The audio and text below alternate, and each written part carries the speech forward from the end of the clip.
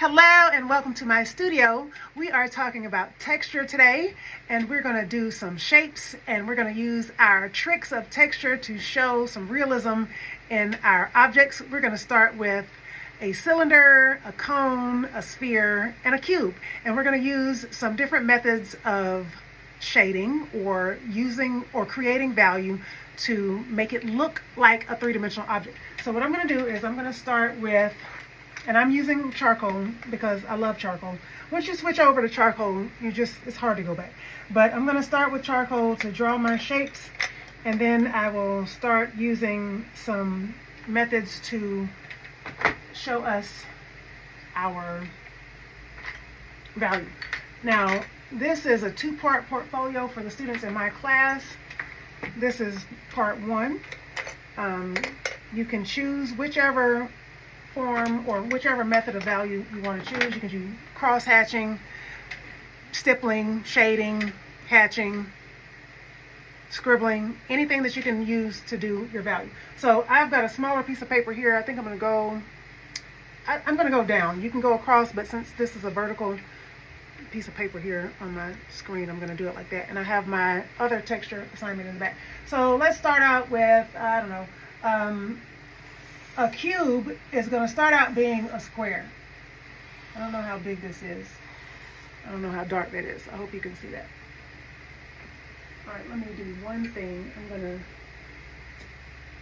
hope y'all can see that. I think you can see it. Okay, then I'm going to do a circle. It's not going to be perfect, but just work with me. It's going to end up being a sphere. So these are two-dimensional objects. These are geometric shapes that we talked about last time. But we're going to use shading, value, tricks to make it look realistic or three-dimensional, which will make it look like they're forms instead of shapes.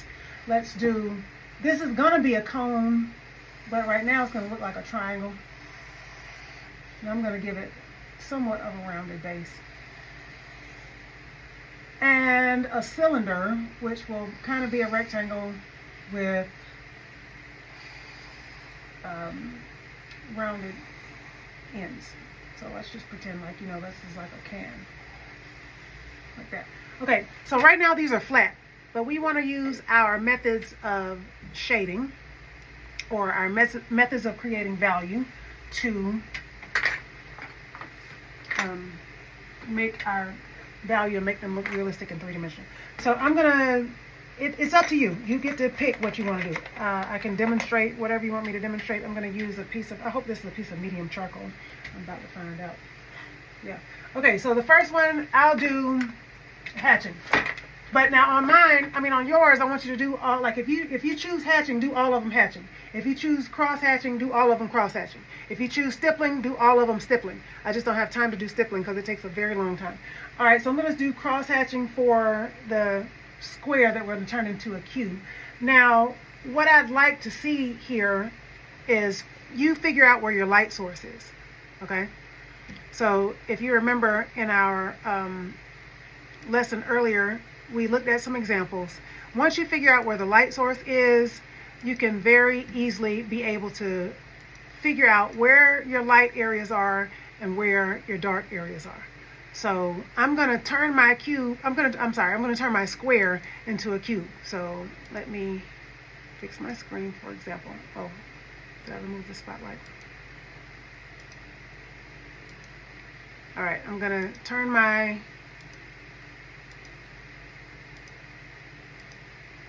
hold on, y'all. Trying to get my spotlight back on. All right, there we go. I'm going to turn my square into a cube. And let me do that with my charcoal pencil. All right, so y'all know how to do this. Y'all been doing this since, what, middle school? Okay, I'm overlapping a little bit, but you get the point. All right, so now what I want to do is find my light source. So since my light source is coming from over here, literally, I'm going to do that. So this is going to be the lighter side. I could have done it like this. Let's see, I could have drawn my cube this way.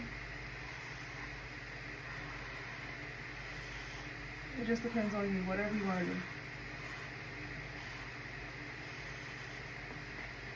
and then you start there. I'm going to do it on this one because that's just the way I think. So this is going to be really dark. I'm going to use parallel lines, I should say. Parallel lines. I know this is going to be my darkest area because this is the furthest away from the light source. However, that light, it might be a little bit lighter over here, so I'm going to start out lighter and eventually get darker. And it's very easy to get very dark with charcoal, as you can see. So, I'm going to do the same thing here. I want to see some definition between this side and this side, and this side and this side, and this side. So, if I know that my light source is going to be here, I'm just going to leave that white. And I'm going to start making my marks. Let's see. I'm just going to not even touch that area right now. I don't know how this is going to look right now. And I'm just going in lightly. And then I'm going to come back darker. Notice I'm not using my finger. I'm not blending. I'm just hatching. And I'm not even going in the parallel direction. I'm sorry, the perpendicular direction. I'm staying parallel with my lines. I'm bearing down hard, and I eventually get lighter, get lighter, get lighter.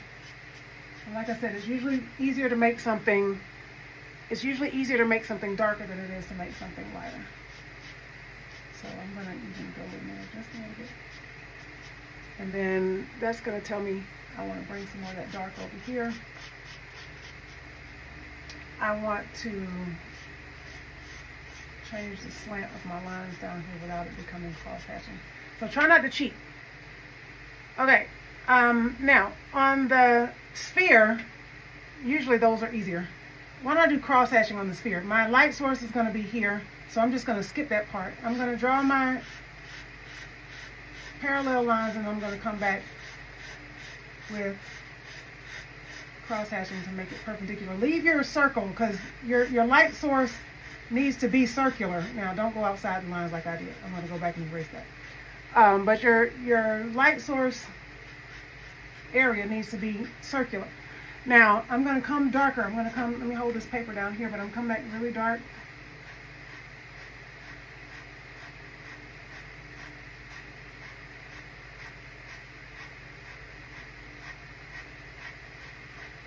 Now you need to blend without smudging, and you can do that by how hard you bear down, how close together you put the lines. Oh, I'm supposed to be cross-hatching, I forgot. So I'm cross-hatching on this one, but you pick one for all four. So it'll get really dark over there. Now I need to make this a little bit lighter up in here, so I'm gonna gently bring my lines forward.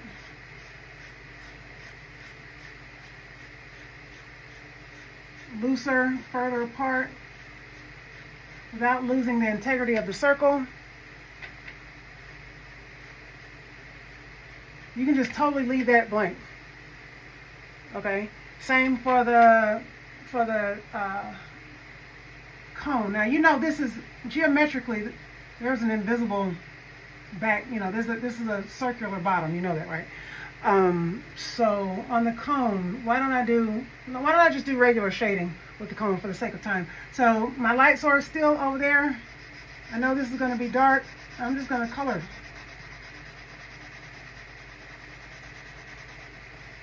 And I'm going to use what's called a blending stump that I love so much. I'm not going to use my finger. If you don't have a blending stump, use a paper towel, cotton ball, Q-tip. I'm just going to fill in the light part. And the good thing about charcoal, a blending stump is a pressed together roll of paper here that has pointed edges that have been sharpened either with sandpaper or a sharpener. And they're so wonderful. You can just blend. Oh, it's just a wonderful, wonderful, wonderful thing. I love these so much. And if you don't have one of these, like I said, you can use a cloth, you can use paper towel, tissue,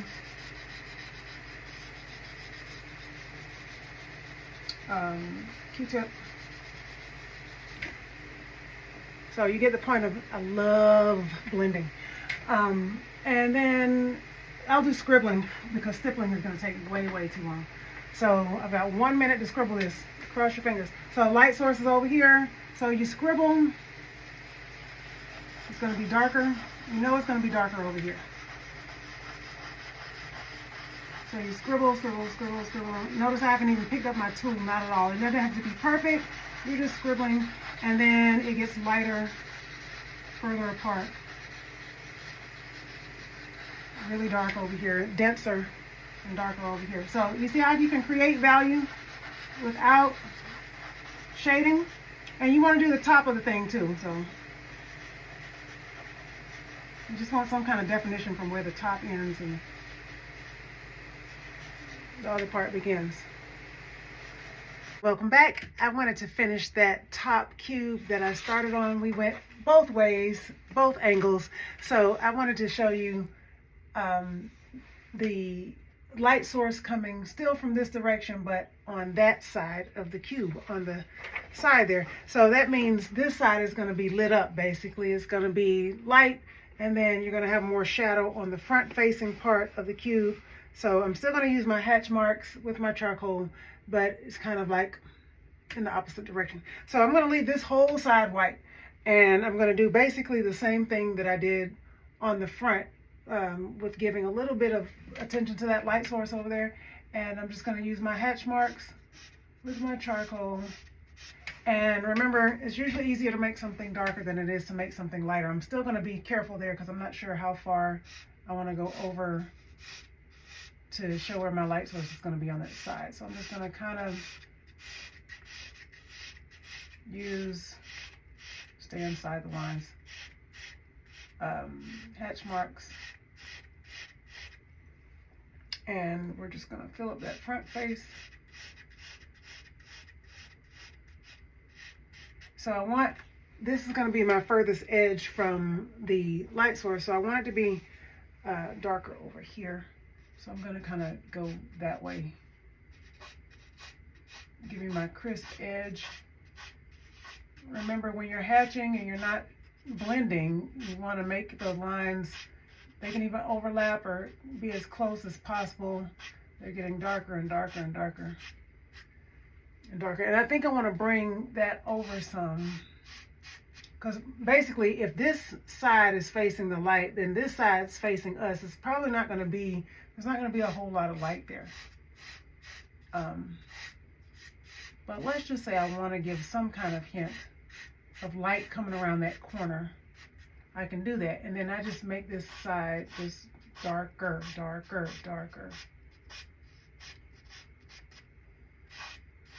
And just, I'm not scrubbing, I'm not blending, I'm just making lines. So you can use those lines to create that illusion of dark and light. I think I want to come a little bit closer to that edge with my illusion, my gradations there. Maybe a little bit closer to the top. And if I want to keep that edge, I'll go from the edge, pull down from that edge, or pull away from that edge to get a cleaner edge so it doesn't look like I'm going outside the lines. Now that's too stark, so I'll just make a few little marks in there. And I want to do the bottom that you can't really see. Or if this were sitting on the table, then it would be coming from a different direction. So if I do the bottom, all of this is basically going to be dark.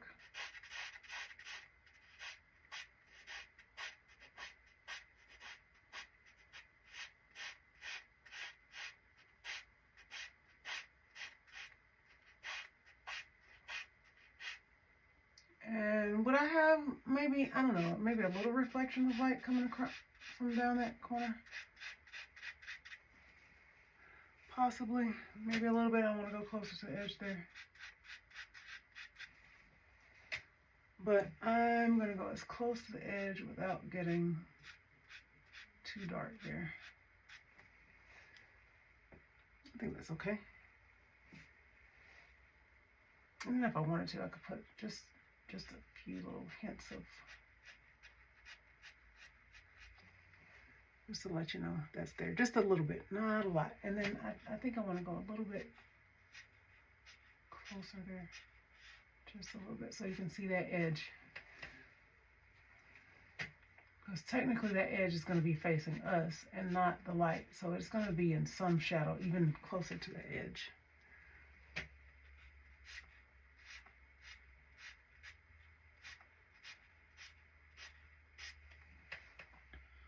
Okay, I think I like that. And I could have been a little bit lighter there, but you get the point. Now, if I wanted to do the cube like it was sitting on the surface, I could have done this. Let's see, where am I going to draw it? Have I run out of room? Let's draw it there. So if I wanted to do the cube where it was sitting on the surface, I would do, let me make it smaller. Let's just pretend that's correct. And then this is the table or whatever it's sitting on. Then I would go in this direction.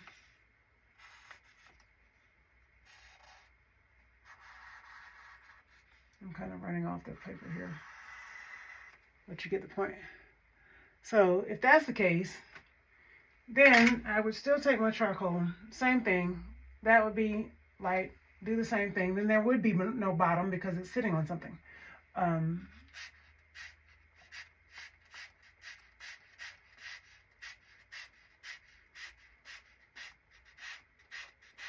with this piece of charcoal, you're not going to have that sharp edge because it's a charcoal stick and it's soft and it kind of blends down.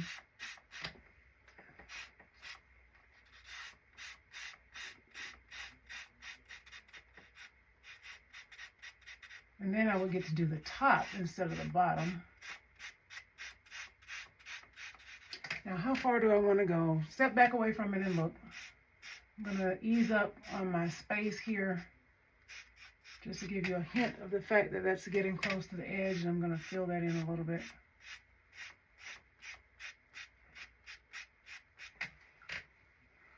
Yeah, a little bit more.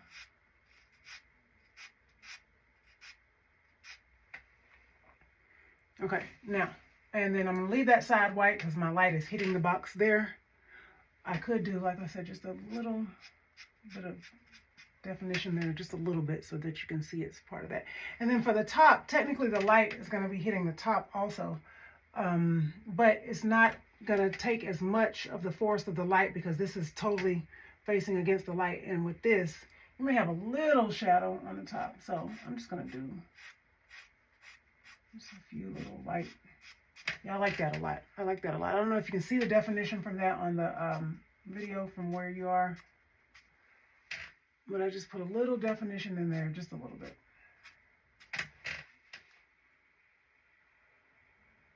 So I want to go a little bit closer to that edge. Define that edge a little bit more. And that's basically it. And the top, I want to define the top of that edge a little bit more.